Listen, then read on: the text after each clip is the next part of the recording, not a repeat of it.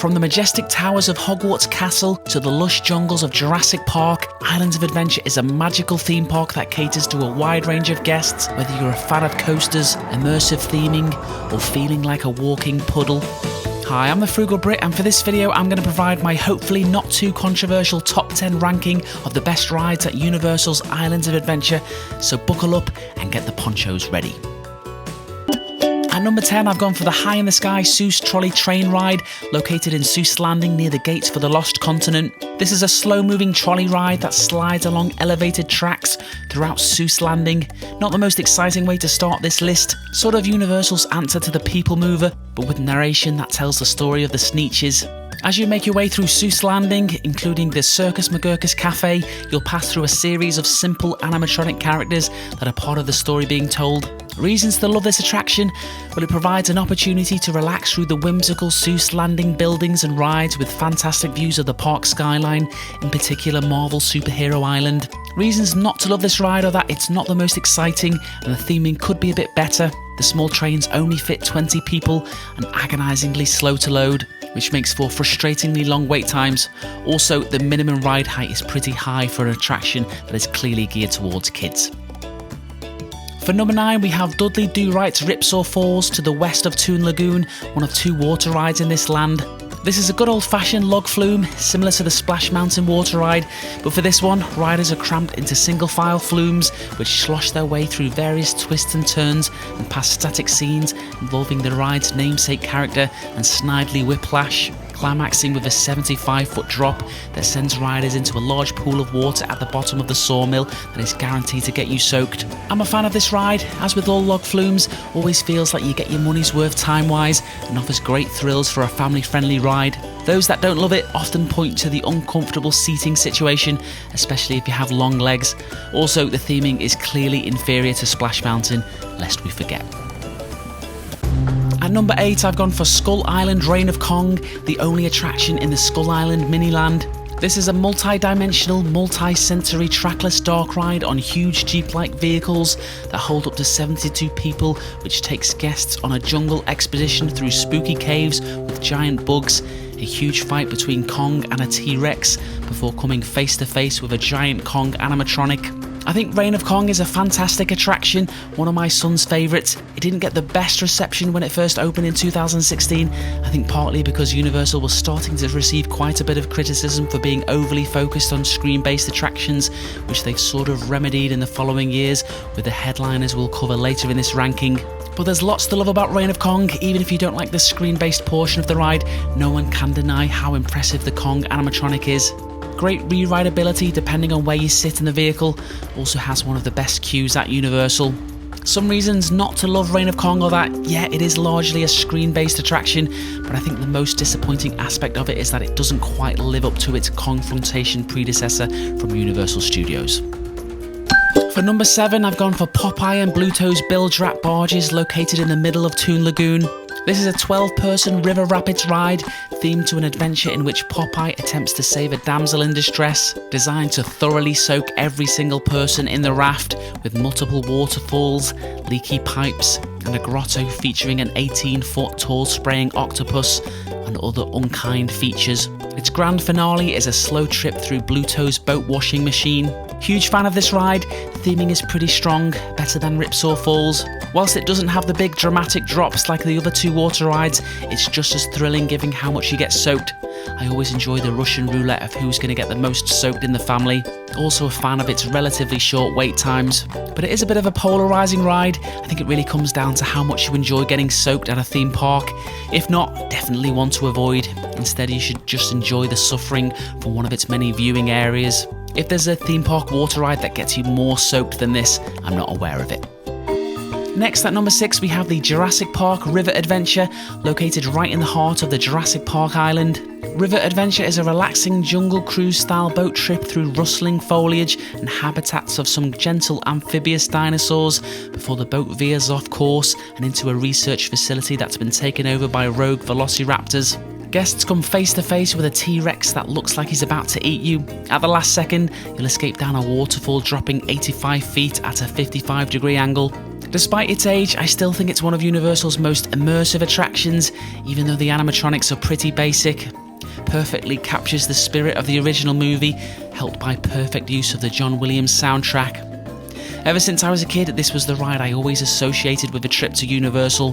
Reasons not to love River Adventure: it won't be the most exciting for the thrill seekers. It's pretty laid back all the way up to the T-Rex escape down the waterfall. Many say it could do with a refresh like Universal Studios Hollywood.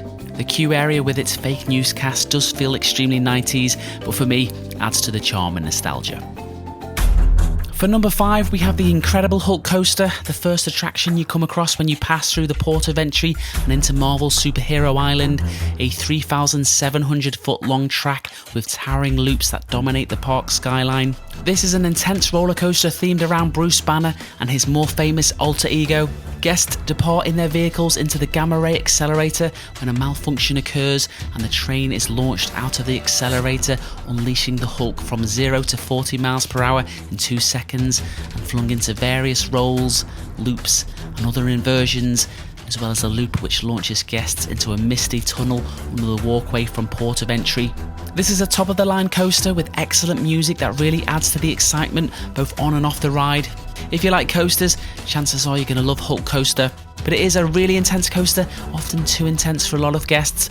Not one to jump on straight after getting something to eat, I will say that. But despite its intensity, pretty smooth ride, which is always a good combo. Reasons not to love Hulk Coaster: it does sort of peak before the second half of the ride, and also despite the colour scheme and the queue, the connection between the ride and the Hulk character is pretty loose. For number 4, we'll start the second half of the list with Harry Potter and the Forbidden Journey at the top of the park in Hogsmeade. Housed inside the park's recreation of Hogwarts Castle, which towers over islands of adventure, visible all around the park. Arguably the best part of the attraction is the meticulously detailed queue inside the castle, where you get to experience several iconic chambers from the movies, such as Dumbledore's office, the Defense Against the Dark Arts classroom, the Talking Hat animatronic, many more. The ride itself is a 4D adventure where you follow Harry on a dizzying flight through the school grounds and away from dragons and dementors with a combination of simulator screens, animatronics and roller coaster technology. Whether you're a fan of the ride or not, you have to admire this creation. This was the ride that really started Universal off on a new path of more highly themed and innovative attractions, sparking Universal's incredible growth over the past 15 years. When it first opened, I remember being completely blown away by it. But if we're going to nitpick, it is a bit of a hodgepodge of high action scenes from the movies, so not the best in terms of story. Some of the simulated portions don't work as well as others. But the main problem with Forbidden Journey is with motion sickness, which this ride is pretty notorious for. Next, at number 3, is The Amazing Adventures of Spider-Man, so we're headed back to Marvel Superhero Island. Guests enter with a trip to the Daily Bugle, the workplace of Peter Parker, where you'll discover that all of Spider-Man's biggest villains have banded together to pull off a major heist. The attraction itself moves a spinning, tilting ride vehicle through 13 scenes of mayhem, which fuse 3D digital projections almost seamlessly with real sets and props, accompanied by special effects including fog, water and fire. Anyone that doesn't rate this ride should probably be ignored. It is the blueprint of how to do a screen-based attraction. Unlike a lot of screen simulator rides, Spider-Man fully engrosses you with its physical sets and large projection screens, a truly revolutionary ride that first opened in 1999, but received a fantastic upgrade in 2012 and remains one of the park's best rides. If we are to nitpick though, it could be said that the theming is a little dated. It's not the modern day Disney-fied Spider-Man that some first-timers might expect. For number 2, I've gone for Hagrid's Magical Creatures Motorbike Adventure to the east of Hogsmeade Village. This is a multiple launch indoor and outdoor roller coaster with guests entering through the ruins of an old cathedral at the edge of the Forbidden Forest, where Hagrid holds his care of magical creatures classes. Riders will board on a motorbike or sidecar before heading off on a thrilling high-speed motorbike ride through the Forbidden Forest, with appearances from a number of audio animatronic creatures and familiar faces, as well as some cool surprises towards the end. Absolutely no expense spared with this attraction, combining the intensity of a world-class roller coaster with excellent theming. This was definitely Universal's revenge against those complaining that they rely too much on screen-based attractions, fans. The ride does a good job of mimicking the feel of being on a motorbike, helped by the vehicle's audio system. The obvious downside to this attraction is that the wait times are absolutely insane, the worst at Universal. A 3-hour wait is not unheard of for Hagrid's. No ride is worth that. This is the main reason why it doesn't take the top spot for me. Another argument you could say is that, despite the excellent theming, the reality is there isn't actually a roller coaster going through the Forbidden Forest. That disconnect prevents it from being a fully immersive experience, but everyone loves a good coaster, and most would prefer this to another screen-based ride in the Wizarding World. For number 1, you guessed it, Velocicoaster, the park's newest attraction, which has been a huge hit with guests, located in the Jurassic Park island next to the Discovery Center. Inspired by the Jurassic World series, Florida's tallest and fastest launch coaster with speeds of up to 70 miles per hour. The story, which is outlined in various parts of the ride's extensive queue, takes place right before the events of the first Jurassic World movie. Another ride in this list that successfully includes the queue is part of the journey that climaxes with the ride itself. Velocicoaster spans over 4,700 feet of track through the Raptor paddock, traversing impressive rockwork and landscaping, with signature maneuvers like a 360-degree barrel roll above the islands of Adventure Lagoon, dubbed as the Mosasaurus roll, as well as a towering top hat that propels riders 155 feet in the air and then immediately into an 80-degree drop, the steepest at Universal. Velocicoaster has taken the top spot of most intense roller coaster at Universal, but a pleasantly smooth experience, a coaster for coaster fans. Whilst the queues are much worse now following the express line, still much better than Hagrid's. I will say I was initially disappointed that the coaster would spoil the sight line of the Discovery Center when they were building it, but the quality of the ride more than makes up for this, and I've learnt to love the new view.